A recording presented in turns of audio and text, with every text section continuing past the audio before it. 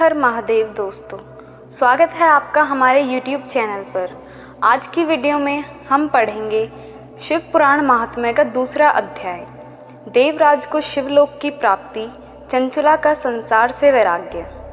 श्री शौनक जी ने कहा, आप धन्य हैं सूत जी, आप परमार्थ तत्व के ज्ञाता हैं।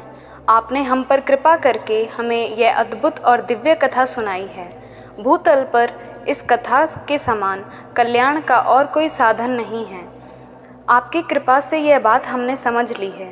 सूत जी, इस कथा के द्वारा कौन से पापी शुद्ध होते हैं, उन्हें कृपा पूर्वक बताकर इस जगत को कृतार्थ कीजिए।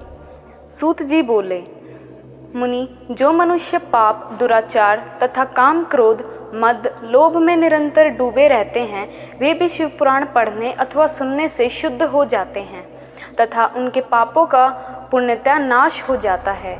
इस विषय में मैं तुम्हें एक कथा सुनाता हूँ। देवराज ब्राह्मण की कथा। बहुत पहले की बात है। किरातों के नगर में देवराज नाम का एक ब्राह्मण रहता था। वह ज्ञान में दुर्बल, गरीब, रस बेचने वाला तथा वैदिक धर्म से विमुख था। वह स्नान संध्या नहीं करता था तथा उसमें वैश्यवृत्ति बढ़ती ही जा रही थी। वह भक्तों को ठगता था। उसने अनेक मनुष्य को मारकर उन सब का धन हड़प लिया था। उस पापी ने थोड़ा सा भी धन धर्म के काम में नहीं लगाया था। वह वैश्यगामी तथा आचार भ्रष्ट था। एक दिन वह घूमता हुआ देवयोग से झूसी प्रयाग जा पहुंचा।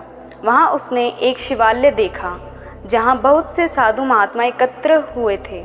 देवराज वहां ठहर गया। वहां रात में उसे ज्वर आ गया और उसे बड़ी पीड़ा होने लगी। वहीं पर एक ब्राह्मण देवता शिव पुराण की कथा सुना रहे थे। ज्वर में पड़ा देवराज भी ब्राह्मण के मुख से शिव कथा को निरंतर सुनता रहता था।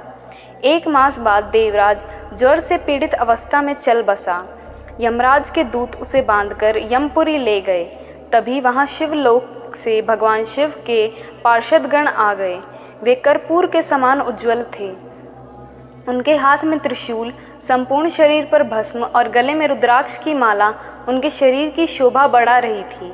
उन्होंने यमराज के दूतों को मार पीट कर देवराज को यमदूतों के चंगुल से छुड़ा लिया और वे उसे अपने अद्भुत विमान में बिठाकर जब कैलाश पर्वत पर ले जाने लगे तो यमपुरी में कोलाहल मच गया, जिसे सुनकर यमराज अपने भवन से बाहर आए।